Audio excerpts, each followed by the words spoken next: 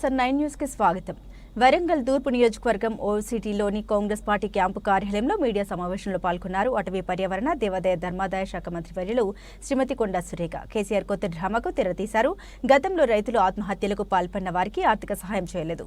100 రోజుల్లో 5 గ్యారంటీలను అమలు చేశాం. కవిత మద్యం కేసులో జైల్లో ఉంది.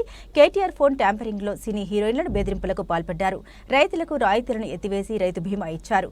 కాంగ్రెస్ పార్టీని విమర్శించే హక్కు కేసీఆర్ కు లేదు. ఎన్నికలు వచ్చాయి కాబట్టి కేసీఆర్ ఫామ్ హౌస్ ను విడిచి వచ్చాడు. ఎక్కువ ధరకు విద్యుత్ కొనుగోలు చేసి రాష్ట్రాన్ని అప్పుల పాలు చేశారు.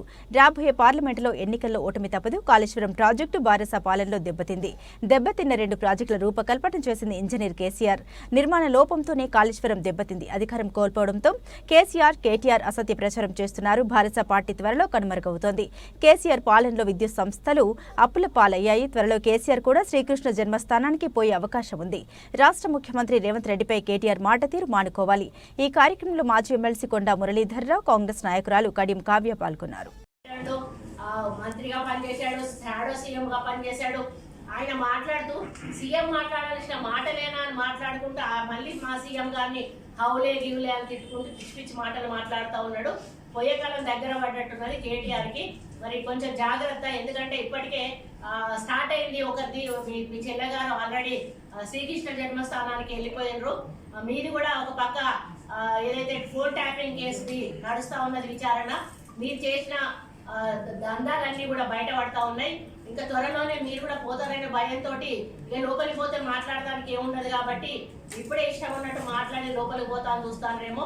కానీ ఎట్లాంటి పిచ్చి పిచ్చి మాట్లాడడం మానేస్తే మీకు మర్యాదగా ఉంటుంది, మాకు మర్యాదగా ఉంటుంది.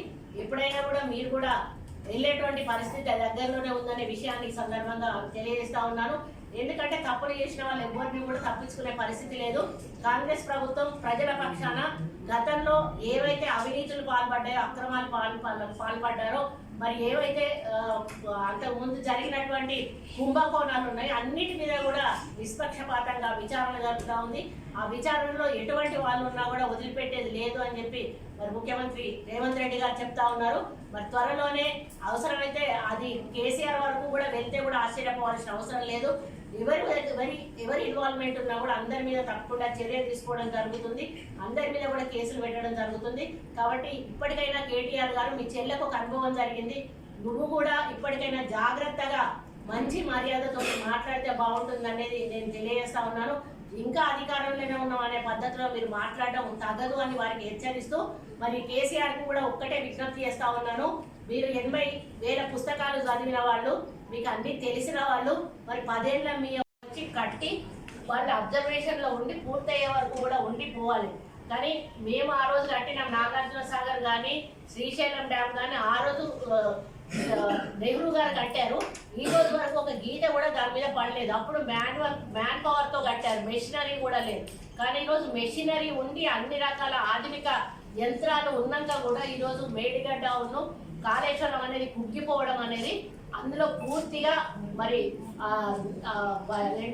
క్వాలిటీ మెయింటైన్ చేయకపోవడం వలన, క్వాలిటీ ఎందుకు మెయింటైన్ చేయలేదు అంటే పర్సంటేజ్లు వీళ్ళకి ఇవ్వడం వలన తనకు నష్టం రాకుండా చూసుకునే పద్ధతిలో ఆ యొక్క కన్స్ట్రక్షన్ వాళ్ళు ఇట్లా కట్టడం వలన ఈరోజు అవి కూలిపోయినవని చెప్పి చెప్పడం జరుగుతూ ఉంది. కాబట్టి దీనికి ఇంజనీరు కర్త కర్మ క్రియ అన్నీ కూడా కేసీఆర్ అని 100% చెప్పాల్సిన అవసరం ఉంది. కేసీఆర్ కూడా దీన్ని ఒప్పుకోవాల్సిన అవసరం ఉంది. మళ్ళీ దాన్ని తప్పుకు చూసుకునే ప్రయత్నం చేస్తూ మరి వాళ్ళు మాట్లాడటం ఏదైతే ఉందో దాన్ని నేను తీవ్రంగా ఖండిస్తూ ఉన్నాను. మరి రాష్ట్ర ప్రభుత్వం విన్నపం మేరకు కేంద్రం ఏర్పాటు చేసిన జస్టిస్ పినాకి చంద్రబోస్ ఆధ్వర్యంలోని national dam safety authority committee ఇచ్చే నివేదిక ఆధారంగా కాంగ్రెస్ ప్రభుత్వం బాధ్యులపై కఠిన చర్యలు తప్పకుండా చేపడుతుంది. ఎందుకంటే అందులో మా యొక్క పాత్ర ఏమీ లేదు. ఏదో కాంగ్రెస్ ను బదనాం చేయడానికి ప్రయత్నాలు చేస్తా ఉన్నారు. ఇప్పుడు జరిగే వాటి అన్నిటికీ కూడా గత ప్రభుత్వం చేసిందే ఏదైనా ఉంటే అది ఈ రోజు మేము దాన్ని తగ్గించుకుంటూ, ఏదైతే ప్రజలకు నష్టం జరుగుతూ ఉందో, కష్టం జరుగుతూ ఉందో వాటిని తగ్గించుకుంటూ సుపరిపాలన దిక్కు మా ప్రభుత్వం పోతా ఉంది. కానీ మీరు చేసిపోయిన పాపాలను కూడా మా మీద రుద్దే ప్రయత్నం చేయడం ఏదైతే ఉందో అది సరైనది కాదు అని చెప్పి నేను ఈ వేదిక మీద నుంచి మరి కేసీఆర్ గారికి హెచ్చరిస్తా ఉన్నాను. మరి విద్యుత్ కరెంటు కోతలు ఉన్నాయని చెప్పి నేను ఆయన పోయిన కాడ మాట్లాడిండు. అయితే కరెంటు పోతుంది చీటికి మాటికి అని చెప్పి చెప్పడం జరిగింది. మరి అధికారానికి దూరమైనాక వాళ్ళ పాప ఫ్రస్ట్రేషన్ లో నిజాలు తెలియకుండా ఏది పడితే అది మాట్లాడడం జరుగుతూ ఉంది. మరి రిపేర్ జరుగుతున్న ప్రాంతాల్లో ఇళ్లను చూపెట్టి కరెంటు పోయిందని అసత్య ప్రచారం చేస్తా ఉన్నారు.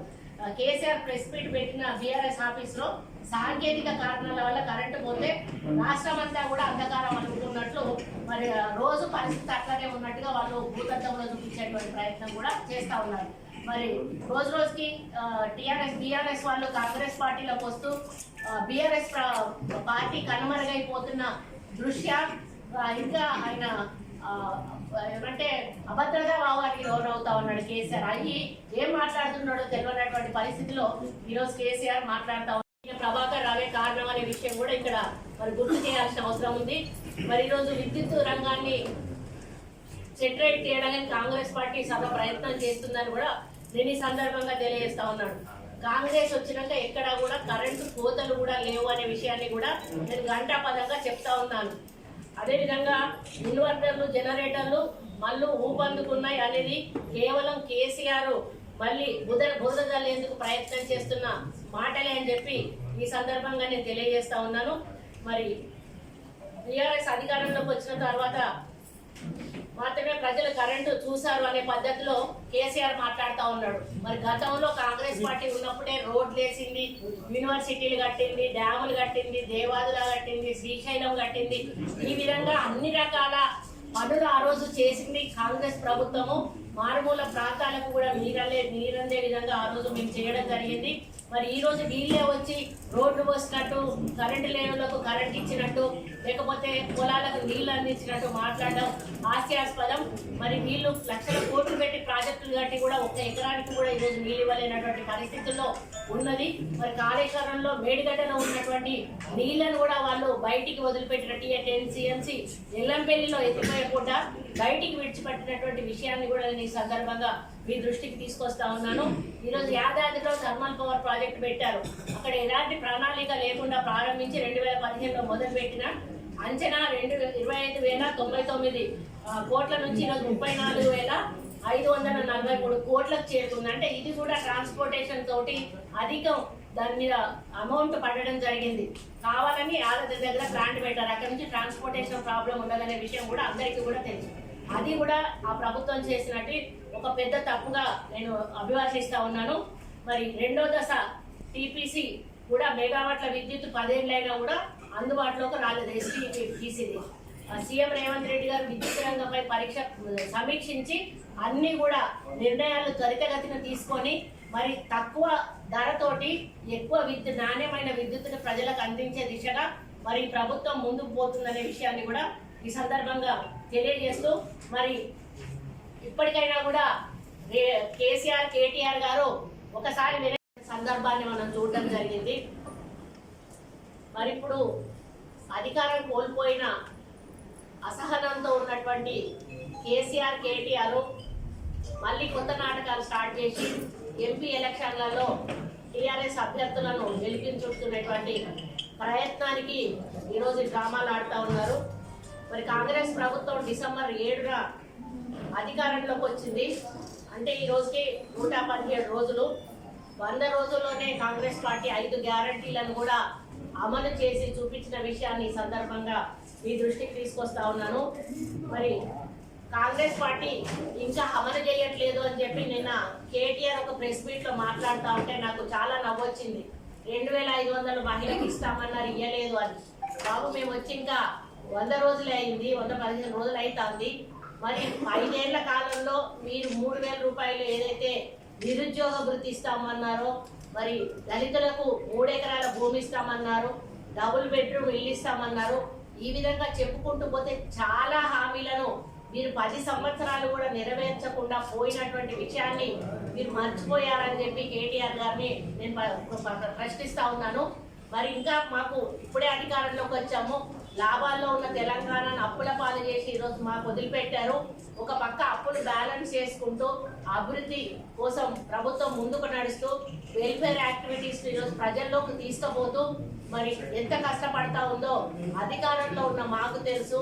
మరి ప్రజల సొమ్మునంతా దుర్వినియోగం చేసి ఈరోజు మీరు కోట్లు దండుకొని ఒక పక్క నీ బిడ్డ లిక్కర్ స్కామ్ లో మరి 100 కోట్ల కోసం జైల్లో పోయింది.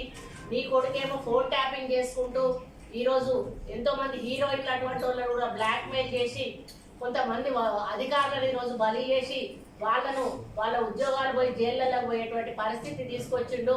మరొక పక్క కాళేశ్వరం మేడిగడ్డ కట్టి మరి మీరు మొత్తానికి కాళేశ్వరాన్ని మేడిగడ్డను కూడా ఈరోజు కూల్చాలా ఏం చేయాలో తెలియనటువంటి పరిస్థితుల్లో మీరు వదిలిపెట్టిపోవడం అనేది చాలా బాధాకరం.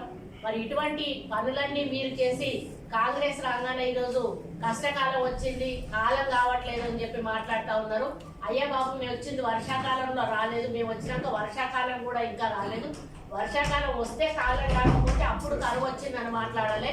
ఇప్పుడున్న పరిస్థితులలో రైతులు పంట హాలిడే ఇచ్చినా కూడా కొంతమంది రైతులు వేసుకున్నారు. పంట వేసుకోవడం వల్ల వాళ్ళు ఎండిపోయింది. ఎందుకంటే డైరెక్ట్ వాటర్ రావు, మీరు వేసుకోకండి అని కూడా ప్రభుత్వం చెప్పినా కూడా వాళ్ళు వేసుకోవడం జరిగింది.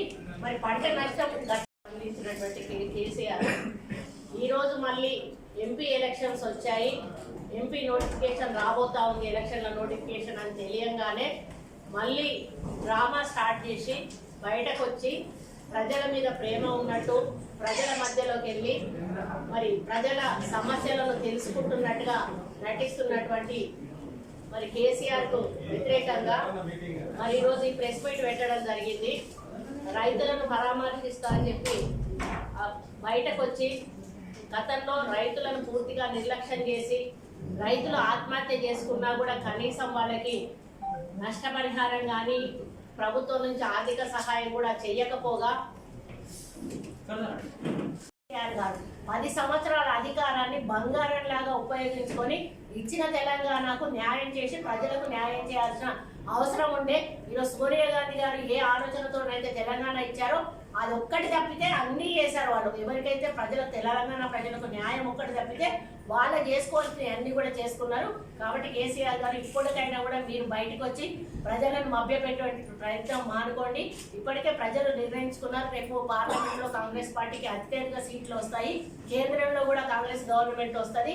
అప్పుడు తెలంగాణకి ఇంకా మేము అధిక నిధులు తీసుకొచ్చి అభివృద్ధి పదంలో నడిపిస్తామని తెలియజేసుకుంటూ, ముఖ్యంగా ఈ యొక్క కరెంటు దాని గురించి, బ్యారేజ్ల గురించి, ఏవైతే ప్రాజెక్టుల గురించి మాట్లాడేటువంటి నైతిక హక్కు వాళ్ళకి అసలే లేదనే విషయాన్ని తెలియజేస్తూ ఈరోజు ఈ ప్రెస్ మీట్ పెట్టడం జరిగింది. ఈ ప్రెస్ మీట్లో వచ్చిన మీ అందరికీ కూడా ధన్యవాదాలు తెలియజేసుకుంటూ సెలవు.